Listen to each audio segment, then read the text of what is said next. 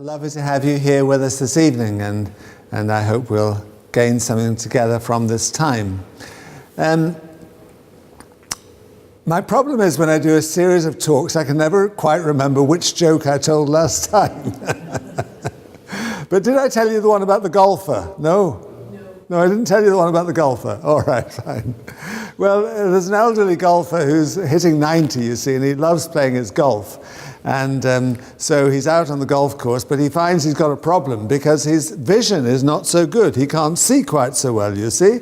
So he decides to put an advertisement in the newspaper saying, you know, elderly golfer wants an assistant with perfect vision. And the only person who responds is a 93-year-old, you see. And he interviews him and talks to him and you know, says, well, you know, yeah, your vision's fine. Yes, absolutely no problem with my vision. Perfect vision, absolutely no problem. So they go onto the golf course and he hits a mighty swipe and he says, did you see where it went? He says, oh yes, absolutely. So they walk up this little hill, you see, to the top, and he says, okay, well, where is it? He says, I've forgotten. Well, loss of memory can come into mental health conditions, but tonight we're going to talk on addictions, and I just want to show you a little video. Now, we've only just embedded this video, so hopefully this is going to work, and it's the story of a man called Brian, who is struggling with the problem of alcohol addiction. So let's... I started drinking actually when I was doing my nurse training. Going out to the nurses, the staff bar in the hospital and places like that. I didn't think there was very much of a problem, even though like you wake up in mornings and you hear it all the time. People say, oh, I don't remember what happened last night, but I thought it was normal until it was like got 2 days that I couldn't remember, and finding out that it was not the same month, and then next minute it was a different year, and then before long it was built up, and then, as I say, roughly half of a 17-year relationship is where it took me to, until I went over that line, as I call it, to wanting to go out for a drink and actually needing it. I couldn't go out near the end.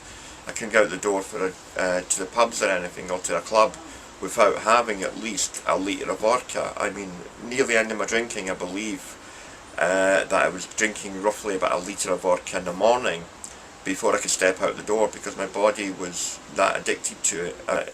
At the end, again, I keep saying the end, it's because I remember so much near the end when I was given the stark warning about, you won't be here in a year's time if you continue. And remember that it was one day I was going to the shop for my drink and I was incontinent, and I wouldn't go home and get changed. The drink, I had to get the drink. It became everything in my life. And then getting to the last minute of what I call the life of hell when I was drinking, was when I had to get taxis to deliver the alcohol to the door. From where I've came from to where I am today, I used to say, I can't believe I lost all these years, but it's now about living. When I was on my way out, all because of that alcohol. I mean, I used to hate it, but I mean, my friends drink alcohol and it's fine if you can drink it normally. But for me, I know I can't drink, and without a drink today, life's just, I just love life now because I can do things. I can help other people by telling them that I've been there. And that there is a light at the end of the tunnel.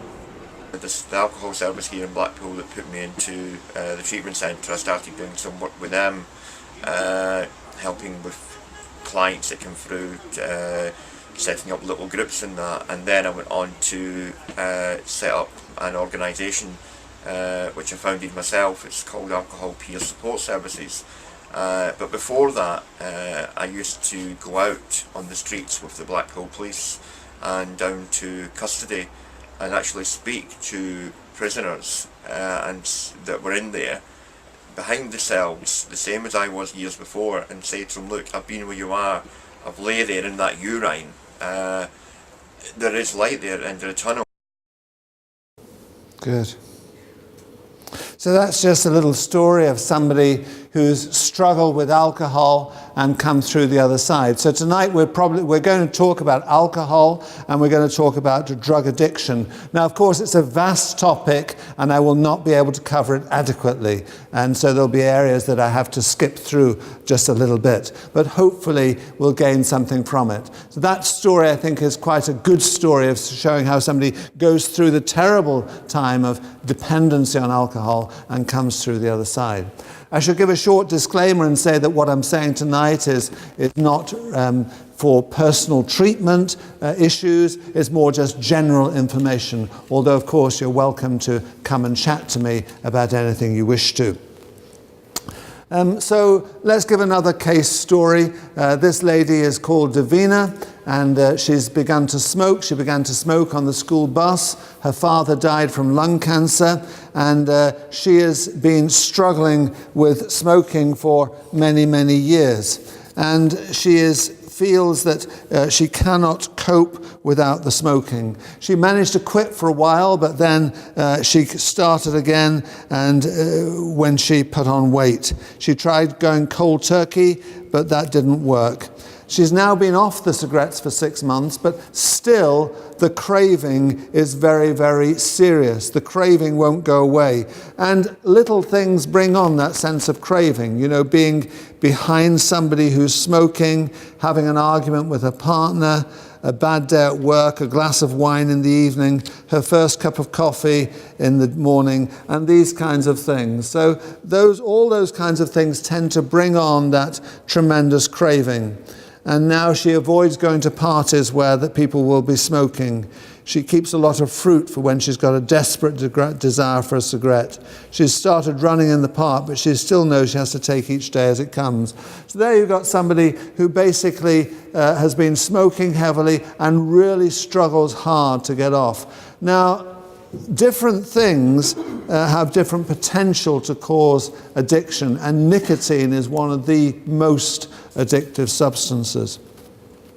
Craving is another issue. You know, craving is that sense of, being tension, anxiety, irritability, feeling on a short fuse, muscle tension, sweating, heart racing, lightheadedness, headache. All of those things are what we put together and say there's a craving there, and all those things can be present during that. And of course that craving gets worse when the substance that you're craving is not available. And it comes on a few hours after the last dose, although it depends on the substance exactly how severe that will be. And that craving can be triggered by external things, such as seeing somebody smoking or even advert for alcohol, but sometimes it can be due to internal things, feeling stressed or depressed. And that craving is something that we need to try and understand, and it can be a very, very strong feeling.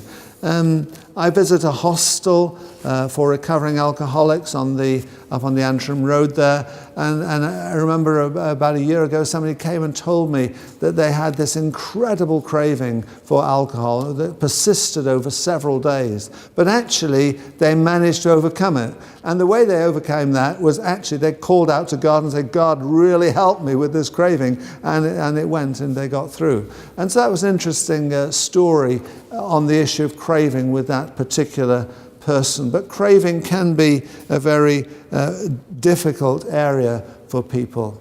The other thing that we need to think about, and this came across in the short video we came across there, is the issue of dependence. What do we mean by saying that somebody is dependent on a particular substance? And in this case, alcohol. And of course, the man there who was giving his story was obviously dependent. He had to take a litre of vodka before he could get going in the mornings.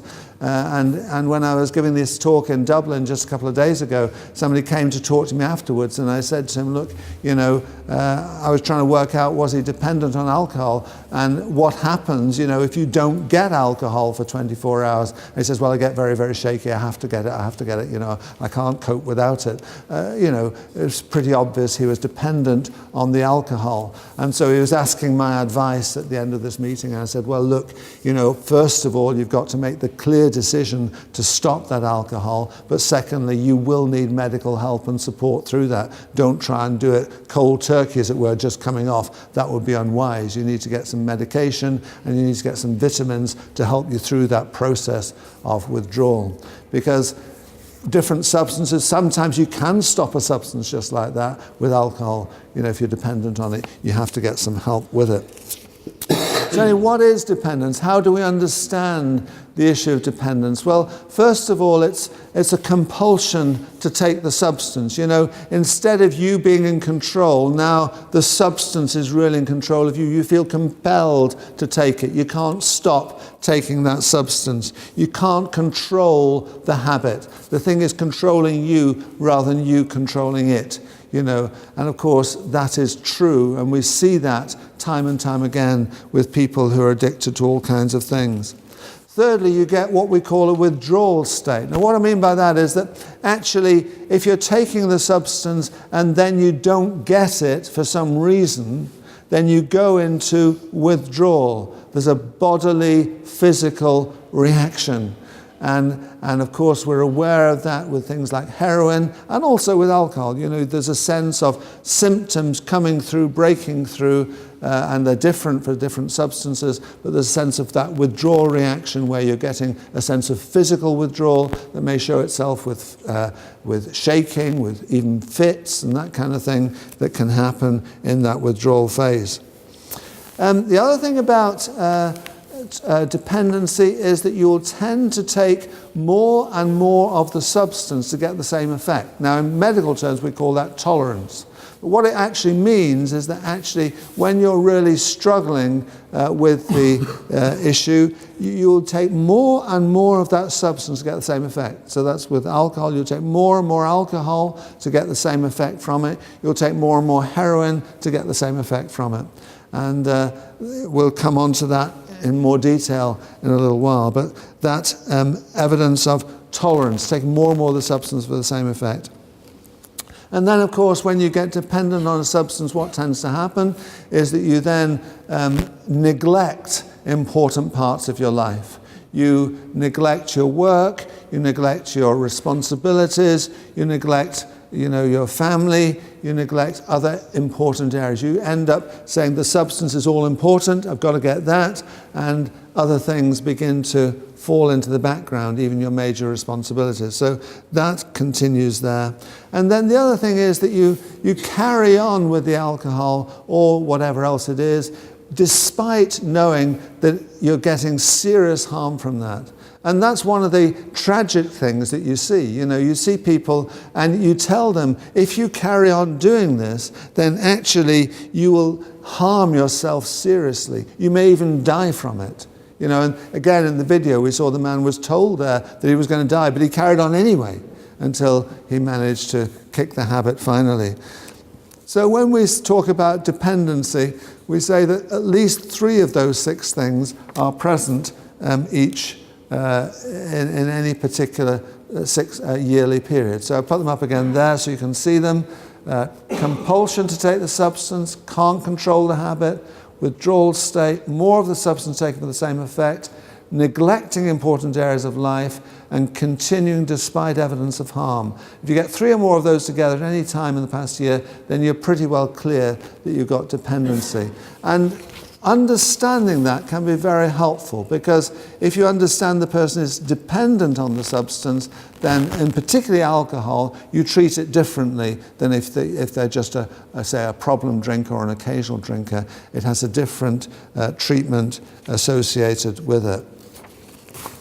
As I've said, some substances are much more addictive than others. For example, the story we talked about, Davina on the school bus, nicotine is extremely addictive. You take nicotine and the likelihood of you getting addicted to it is pretty high.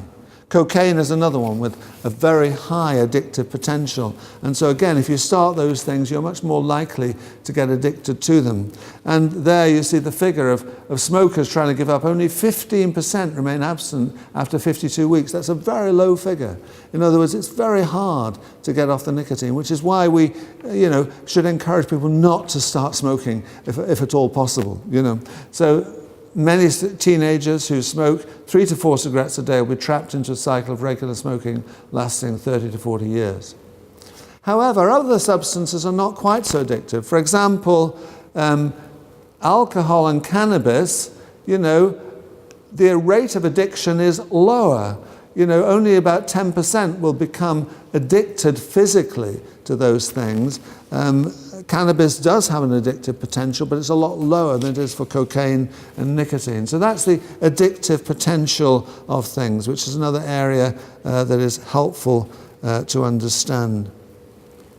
One area that has come to light over the last few years, which I think is very interesting, is looking at what actually happens in the body when a drug affects it, what actually is happening in the body itself.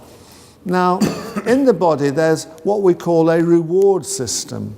And that reward system works normally, physiologically. In other words, after we have a very nice meal, we kind of feel, whoa, that was a really nice meal. You feel good, And obviously, if you're married and you have a sexual relationship with your wife, you feel good. Yeah, it's a pleasurable experience. And that is the reward system kicking in. But what actually is behind that reward system is a chemical substance called dopamine. And that dopamine gives you that sense of boost, that sense of, oh, this was very nice, that sense. The difficulty is, of course, that once you get that boost, there's a desire to repeat it, and that desire to repeat it is very strong when alcohol, nicotine, and heroin kick into that reward system. You see, they begin to act on that reward system. So in other words, yes, it's a pleasurable experience when you have heroin, nicotine, and alcohol, and other things too. There's pleasure in that physical experience, in that drug experience. There's pleasure in it. If it wasn't pleasurable, well, people wouldn't do it. But there's pleasure there, you see. And other things will also affect that system. So looking at the body in this, just to show you, this is a picture of the brain. This is the front of the brain here. This is what's called the brain stem that leads into the spinal cord. And you see here is the area where heroin, cocaine, alcohol, nicotine all feed into this. And other things feed into it as well. Actually, addiction to pornography also hits that area. And other addictions probably too hit that area. Just showing you the next slide, which gives you a bit more detail here. And I've called this the fight in the brain. I'll explain that in a minute. But here, this is again the picture of the brain. And here is what we call the PFC, or the prefrontal cortex. Now, this is the area of the brain just behind the forehead here. And it's called the prefrontal cortex. And this is where you make all your major decisions. Some people call it it's like the executive center. That's where you make your key decisions. That's where you plan your life. That's where you decide what you're going to do. That's where you make good decisions. And we know, for example, that people who've had brain injury to the frontal area, they have great problems in decision making and organizing their lives. Here is the reward center. NAC stands for nucleus accumbens. I wouldn't worry about that too much. Here's the reward center. And those little blue dots there, they represent the dopamine, which is formed here in this area, transported along the nerve cells, and is released here. So in that area, you see, that's where you get the buzz. That's where you say, ah, this was good. This was a nice experience. That's where the buzz comes. And you see there, it's a bit lower down in the brain than the prefrontal cortex.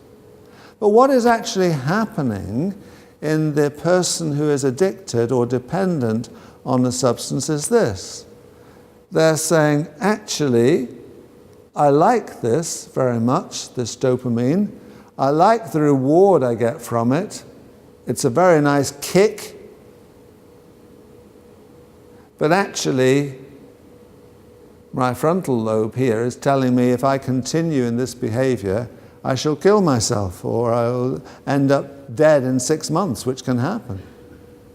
And so, to be honest, there's a fight going on in the brain between this area, which says, if I carry on doing this, I'm likely to do myself serious damage, and this area, which says, actually, I quite like the buzz and the reward I get from it. So there's that fight going on in the brain, in the mind of the person who's addicted or dependent on a substance. And it's important to understand that, because of course, if you're going to help somebody, then actually you recognize that they're going to need to make a clear decision to get rid of that substance and not to be dominated by it. In other words, this area of the brain has to win over this one. But the difficulty is, because it's pleasurable, many people find it too hard to do that. And that's why they continue to struggle and often do themselves serious damage. Is that fairly okay? You're with that? It's just understanding that, I think, is quite helpful when you begin to look at and treat those with addictive problems. Looking at alcohol, alcohol dependency is an extremely serious problem, and the number of those affected by alcohol is a very considerable proportion, and I'll come on to that in just a moment. It is actually a depressant. I used to find sometimes I'd admit somebody to hospital with quite a lot of alcohol on board, but there'd be a good reason for that. I was very concerned about their safety. They were intensely suicidal, and balancing it out, although we don't like to have people in hospital with a lot of alcohol on board, sometimes it was actually safer to admit them. But what was interesting was sometimes to note those people on the ward, actually, after a few days, as the alcohol got out of their system, their mood spontaneously improved. They felt better. And often, you didn't need to give them further treatment for their depression, because actually their mood had improved as they came off the alcohol. Because alcohol is a depressant. And so people who are depressed, they take alcohol on top of it, they're likely to become more depressed. The other thing is also that alcohol impairs ability to solve problems, and you'll be aware of that. That's fairly clear, Many people will understand that effect of alcohol. Also, it increases impulsivity. And for example, those who complete a suicide, they die by suicide, between a third and a half of those will have alcohol on board, because the alcohol is causing that increased impulsivity towards suicide, which is why, again, if you have a mental health condition of any kind, drinking on top of it is actually potentially dangerous, because it's increasing that impulsivity. It also causes dependency, as we've mentioned, and it's toxic. People can die directly from alcohol poisoning. If you're a young person, you've not taken much alcohol before, you drink a bottle of vodka or whatever straight, you're likely to kill yourself. The likelihood is quite strong, because the alcohol is directly toxic. And we know, for example, that alcohol is involved in the death of 25% of 15 to 29-year-old males. Of course, with that, you've got physical problems, all kinds of physical problems with the alcohol that I'll come on to. What is the kind of safe range for alcohol? Well, the range of this has been changed. It came down a little bit a couple of years ago. It used to be 21 units for men, 14 for women per week. Now it's down to 14 units for both per week. 14 units is about 7 pints, because a unit of alcohol is a small glass of wine, half a pint of beer, or a single measure of spirits. That's 1 unit, okay?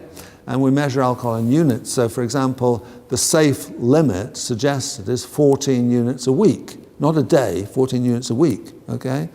and that's what, 7 pints or whatever, you know. And it's the same for men and women. Above that, there are risks.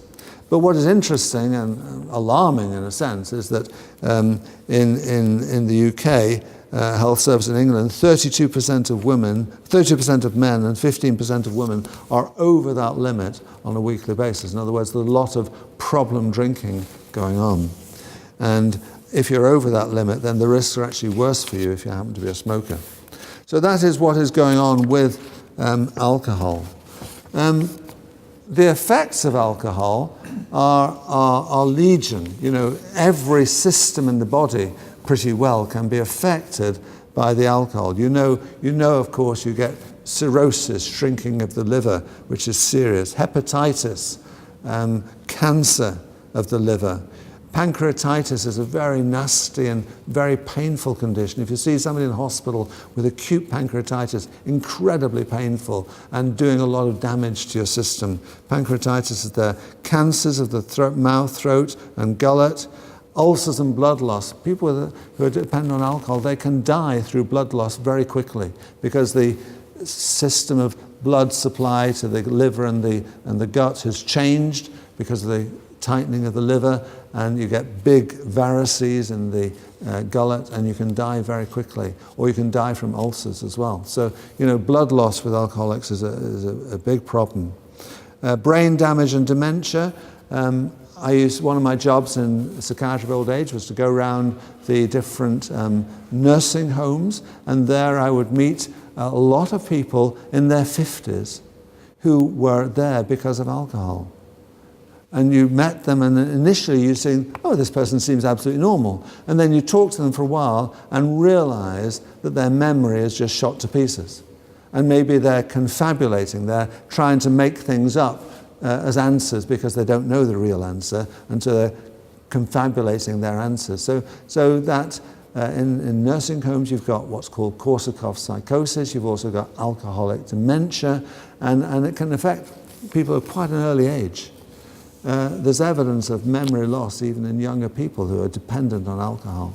So, you know, memory loss and that kind of thing is quite a serious problem with alcohol. Of course, then you've got head injury, vitamin deficiencies, epilepsy, balance and walking problems, heart disease, stroke, raised blood pressure. All of those things can be effects of alcohol, and many more as well. For example, we know that the damage to the unborn baby.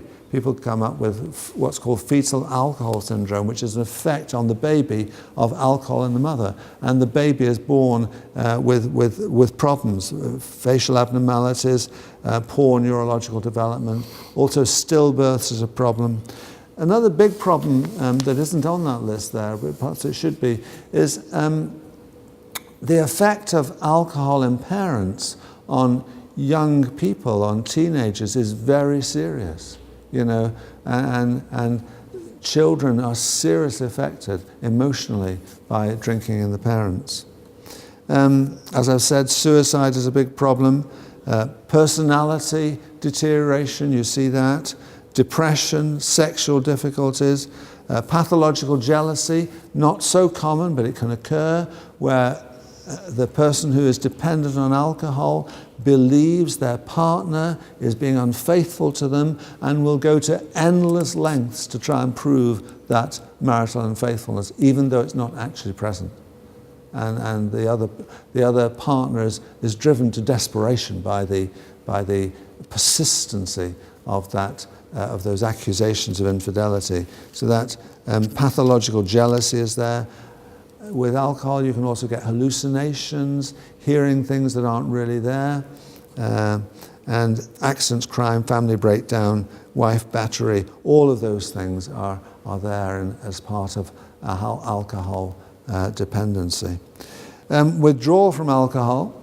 In the medical wards, you know, I would sometimes get an urgent call to a ward when I was doing liaison psychiatry, an urgent call saying, "Doctor, please come immediately. We've got this person, he's on the ward, he's running up and down, he's causing mayhem, he won't listen to any of the nurses, he won't listen to any of he's punching out, he's lashing out, he's dangerous. What are you going to do?" Thank you very much. I'm coming, I'm on my way. And of course what is happening there is somebody who's withdrawing from alcohol. Perhaps it hasn't been realized that they're dependent on alcohol when they come to hospital, perhaps it has. But they're now in that withdrawal phase and they've lost insight completely. They don't understand where they are, they don't understand the environment, they don't understand they're there for their best interests, they don't understand sometimes what the nursing staff are trying to do, and it can be extremely difficult to treat. If they have a condition called delirium tremens, that is even worse. And there, of course, they are very medically ill very often. They're very seriously ill. Their blood chemistry is all over the place. They're seeing small things, maybe crawling over them. They're very agitated. They're very paranoid. They're often very deluded. And they can be seriously ill. And I've seen somebody die from delirium tremens. It can be a nasty, nasty condition. It wasn't my patient, but fortunately, but you know, it can happen. So that withdrawal can be very difficult. And of course, blood pressure and heart may be affected through that. So that's some of the effects of withdrawal from alcohol. Now, I'm just going to try and show another video here.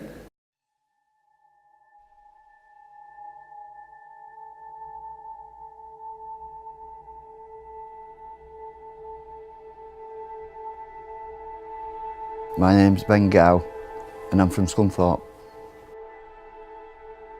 I started using drugs when I was a late teenager. I was involved in music in groups, and so I was taking amphetamines and smoking cannabis. And it was while I was serving time in prison that we started smoking heroin and become addicted to it. I was stealing, I was begging, I would do anything to get hold of drugs. I was a father and my wife had to kick me out because I would spend all the family's money and there was nothing I wouldn't do. And that's where I ended up on the streets.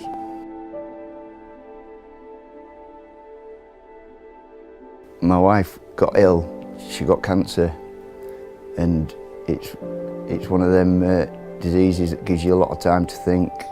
Sitting at bus stops after visiting her, I realised that I was going to lose her and that I had to be there for my children. She loved them children that much. I owed it to her to pull myself together, and that sort of was the spark that made me want to sort myself out. I actually got down to talk to my caseworker and I said, look, I'm serious this time. And after the millionth time, she believed in me and helped me on the path. Stopping the illicit drug use, I had to stop seeing all my old friends because they was all still using. It was a very lonely time for me. I've now, along with a couple of my friends, started a recovery cafe here in Scunthorpe, and I think that people come to see me because I'm not a professional. I'm hoping that I can take the message of recovery out to people that probably wouldn't access services. If I talk to 10 people and if only one of them takes a notice of what I say, then I consider that would be a success. The relationship I have now with my family is fantastic. The children know that I'm not using, so they're not worried what's going to happen to me or where they're going to end up. They tell me they're very proud of me all the time. There's lots out there to help now. Don't be afraid to try it. There is a way out.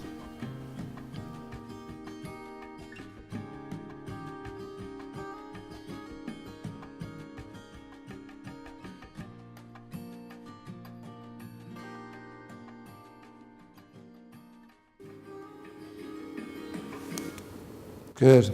So just going to go on to talk about drug abuse for a little while. These are the statistics. At the age of 11, 2% had taken drugs in the last month and 5% in the last year. At the age of 15, 14% in the last month, 25% in the last year. Very high. Cannabis is the most commonly used, as you might imagine. There's been a general rise in ecstasy use to 5.4%. And of course, the legal highs are a big problem, used mainly by young people. And often the drugs are used in combination, and we've had now convictions in Belfast for the legal highs. And of course, drug dependence is high in those living rough and in those in prison. So what I want to do now is just talk briefly about 3 or 4 commonly abused drugs, because, you know, you need, obviously you can't go through every drug here, but just to give you 3 or 4 short examples. Cannabis, of course, is available as grass marijuana or as a cannabis resin. Cannabis resin is very much more stronger and more pungent and effective in giving it the buzz, as it were. Feeling of happiness, sleepiness, distortion of space or time. But the problem is anxiety and agitation. When I first went into psychiatry, I was working in the East End of London in Hackney. And on a typical weekend, I would find that I would have 2 or 3 people coming into hospital, and they would be very, very paranoid. They'd think people are going out there to get them, people are wanting to harm them, they're very worried, they're very anxious, they maybe started carrying a knife to try and defend themselves, and so they're risks to themselves and other people, and the cause was cannabis. You did the urine test, cannabis was there, nothing else. A few days later, it was all resolved. They needed medication, they needed hospital admission, because actually they were seriously at risk to their own health or sometimes the health of others. So you'd admit them to hospital, they'd get better quickly, and then they'd be basically okay. But the problem with cannabis is there is a strong connection with schizophrenia. And sometimes those who become regular users of cannabis, sometimes they can develop an illness which is indistinguishable from schizophrenia. And I go through these notes and find out actually these people had an illness of schizophrenia on their 4th or 5th admission, you know. And so it can be dangerous, it can lead to that. It can lead to dependence and a withdrawal state. Cocaine is another one, and of course cocaine is one of those things that's strongly addictive, and of course with cocaine you're going to get a strong dependency there, you're going to get excitement, euphoria, you know, very grandiose feeling they can do all kinds of things, sexual disinhibition, but they can get hallucinations, they can get very paranoid on it, and when they come off it, you know, very serious depression can follow. So, and also there are many other physical problems with cannabis, such as blood pressure, fits, stroke, etc. Heroin, I know I'm going through these fairly quickly. Heroin is another one. And here, one of the great difficulties, of course, there you can see just the way it affects somebody, you know, sleepiness, relaxation, content, but also constipation. Takes about 6 months of injecting to become physically dependent, but here the risk of overdose. That's a huge problem with heroin. The figures are very high of the number of people who die from overdose. And of course, what happens here with heroin is that often somebody's taken an escalating dose because of the effect, that's the tolerance effect, taking more and more to get the same effect. But what happens then is they stop taking it for some reason. Maybe the supply runs out, maybe something else happens, they stop taking it, and then they take the same dose again that they've been used to taking. And actually that same dose again will kill them, okay? Because their body is readjusted quickly, and the same dose now is immediately toxic, and they go into overdose, and they go into that state of basically being comatose, and they can die. One of the things that's been an innovation in different places is take home something called naloxone, and that naloxone actually can be an antidote in that overdose situation and can save lives. And some people will give naloxone to take home.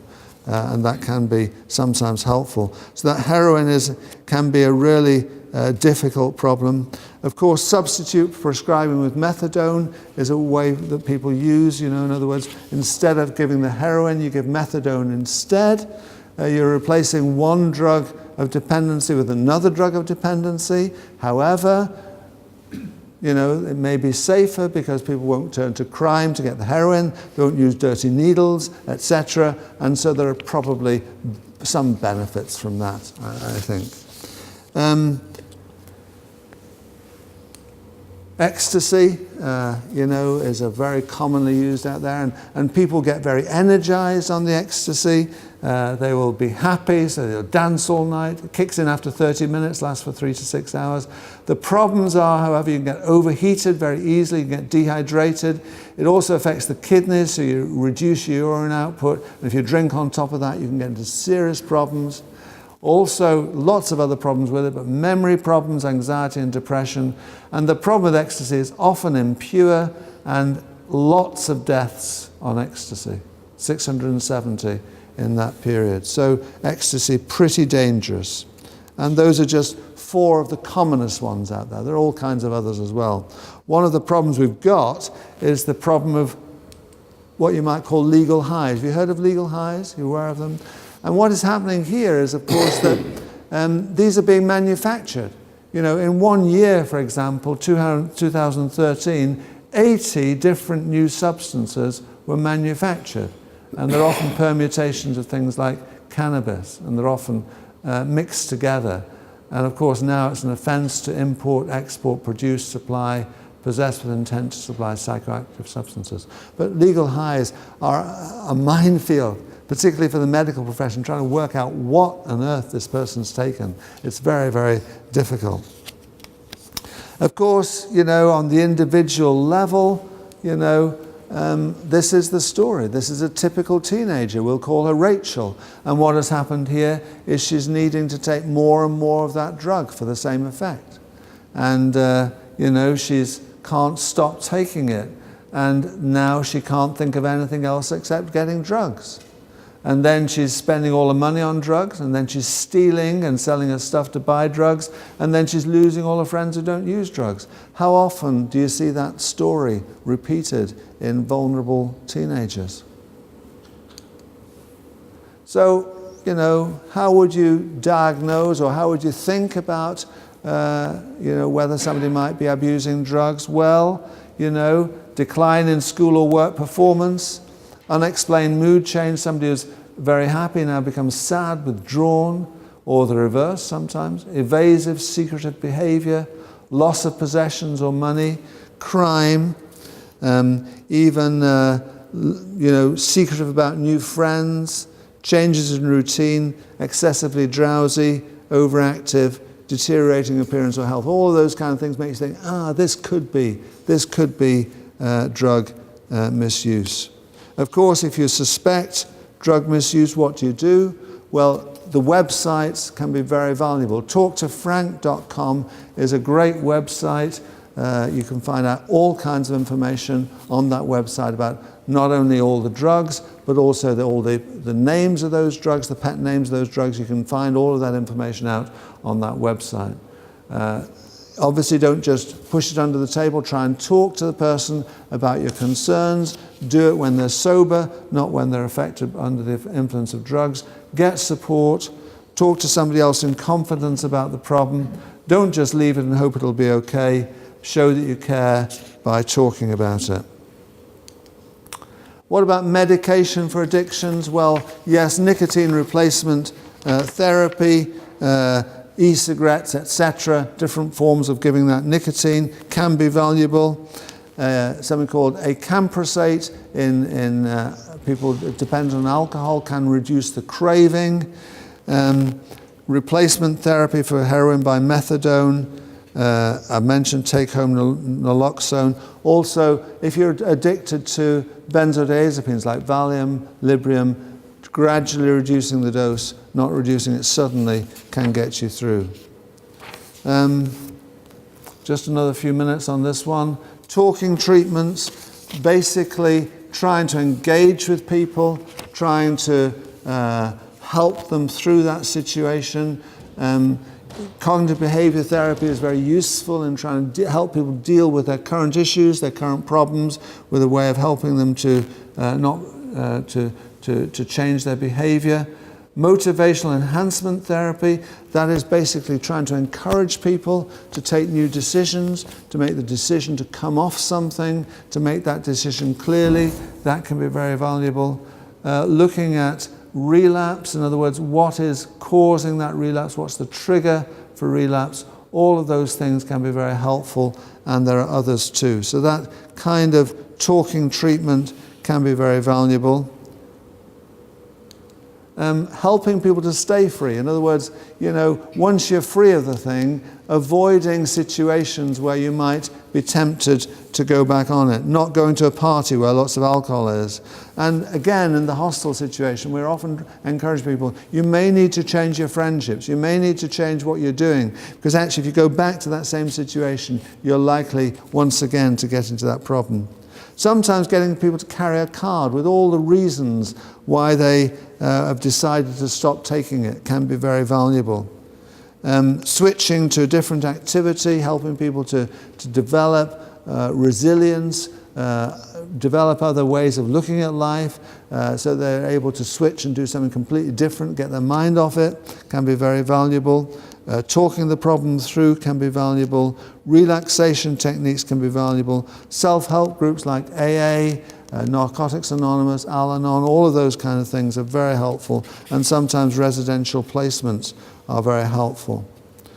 So just lastly in this section, one of the things that I find in talking to people who've got a serious addiction is actually what is triggering them to go back into that addiction. In other words, they've been free for a while, they seem to be doing quite well, and then suddenly they're back in the addiction. Well, it can be various things. It can be obviously the company, the temptation, all of that kind of thing comes into it. But also I've found this, that sometimes it's because some thought comes to their mind that they cannot handle. For example, there's one person I think of who the problem in his life is he feels a little bit guilty about a death in the family and feels it's partly his fault. And no matter what you say to him, he still feels that. And so trying to help him is difficult, because as long as he feels that, then he feels then a bit of a failure, he feels then he can't cope, and so back into addiction. So trying to understand some of these things that come to the surface in thought patterns can be important. What is going through the mind? Is there a particularly difficult emotion? Fear, anxiety, emptiness, feelings of discouragement and failure, frustration. It's actually helping people at that level that's often necessary. What are the thought patterns? What is driving that addictive behavior? Why is it that when they get this way and have a difficult emotion, etc., fear or anxiety, they end up going back into that problem? Because what happens is they try and solve that emotional problem by taking the cigarette, taking the drink, taking the food from the fridge, etc. They try and resolve that emotional problem, not on an emotional level, on an emotional basis, but actually by going back into that addictive behavior.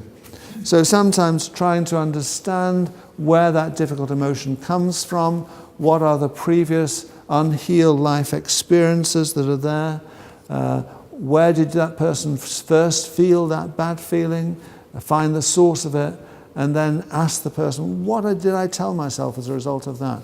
Did I say that people don't love me, don't care for me? Or do I tell myself that I'm really bad and I can't be helped? What kind of thought pattern goes through the mind? And I think understanding those thought patterns can be very, very useful and helpful. Just a few support organizations there for different areas, for smoking, alcohol concern, Alcoholics Anonymous, Al-Anon for relatives. Talk to Frank is very good on drugs helpline. Narcotics Anonymous, Drug Scope. For gambling, GamCare, Gamblers Anonymous. The Naked Truth Project for those addicted to pornography. All of those kinds of things can be useful and helpful for individuals. And finally in this session, again, I'm just going to project this slide, which is the work of Patricia Casey. And what she's saying here is that those who are basically find a religious basis to life, they practice a religious faith, that religious faith is actually protective in 6 areas. The people who regularly practice their religious faith, she's shown in a survey of 300 papers, those who regularly practice a religious faith, they actually live longer, their marriages hold together better, they have less depression, less suicide, they cope better with bereavement, and young people tend to get less involved in drugs, alcohol, and that kind of thing. When I went through some of the statistics in the south of Ireland, the Irish Republic, just because I was talking down there at the weekend, I found that, over a 40-year period, the alcohol intake went up 3 times, tripled, between 1960 and about 2000. And at the same time, you can say, well, what happened in that 40-year period? Well, a lot happened. A lot happened in the south of Ireland. A lot of loss of faith, a lot of loss of family breakdown, etc., etc., etc. And the alcohol goes up steeply. So, we know that